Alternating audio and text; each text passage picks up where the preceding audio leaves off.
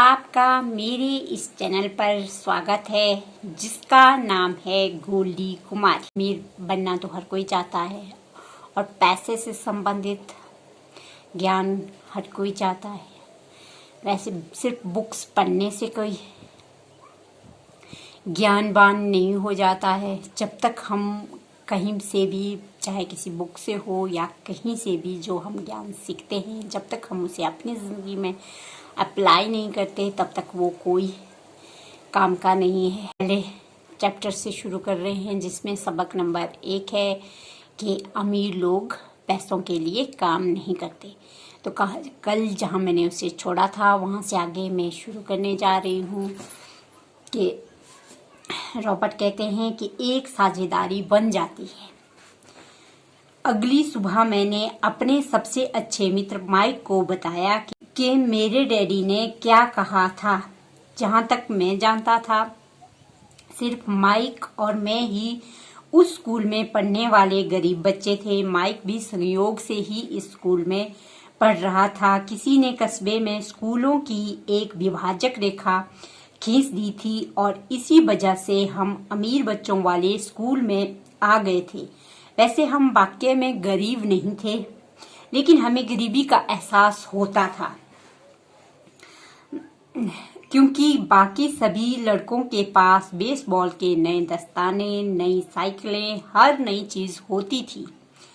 Mummy daddy हमें रोटी, कपड़ा और मकान जैसी सभी बुनियादी चीजें मुहैया कराते थे, लेकिन इतना ही।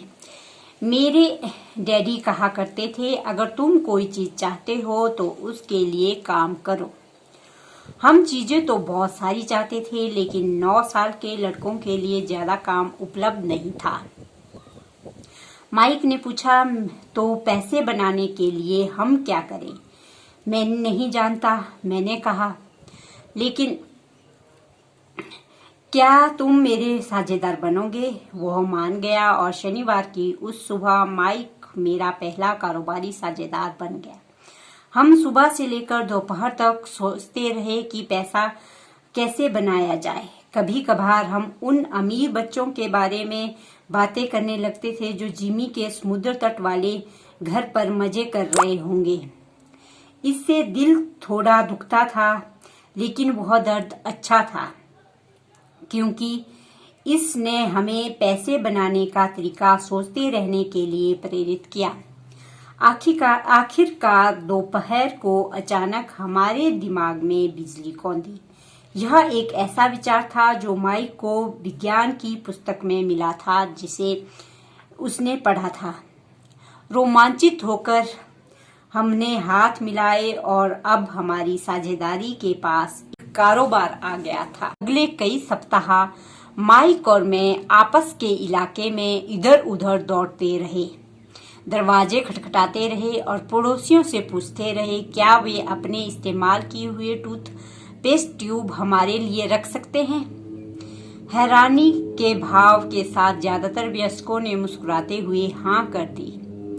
कुछ ने मुझे पूछा कि हम क्या करेंगे। इसके जवाब में हमने कहा, हम आपको नहीं बता सकते, यह एक कारोबारी रहस्य है। जैसे जैसे सप्ताह गुजरते रहे थे, मेरी मम्मी का कष्ट बढ़ता जा रहा था। अपने कच्चे माल को इकट्ठा करने के लिए हमने जो जगह चुनी थी वह उनकी वॉशिंग मशीन के पास थी। यह एक भूरा कार्डबोर्ड बॉक्स था जिसमें कभी केचप की बोतलें रखी जाती थी। अब उसमें टूथपेस्ट ट्यूब का हमारा छोटा सा ढेर बढ़ने लगा।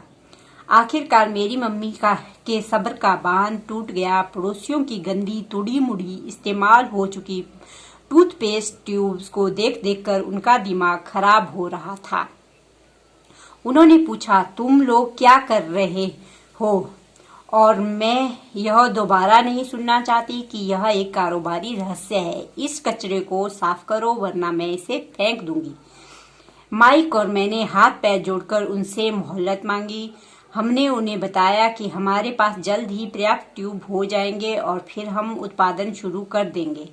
हमने उन्हें जानकारी दी कि हम 2-3 पड़ोसियों का इंतजार कर रहे हैं जिनकी टूथपेस्ट ट्यूब खत्म होने वाली थी और हमें मिलने वाली थी। मम्मी ने हमें 1 सप्ताह की मोहलत दे दी उत्पादन शुरू करने की तारीख योजना से ज्यादा जल्दी आ गई थी और दबाव बढ़ रहा था।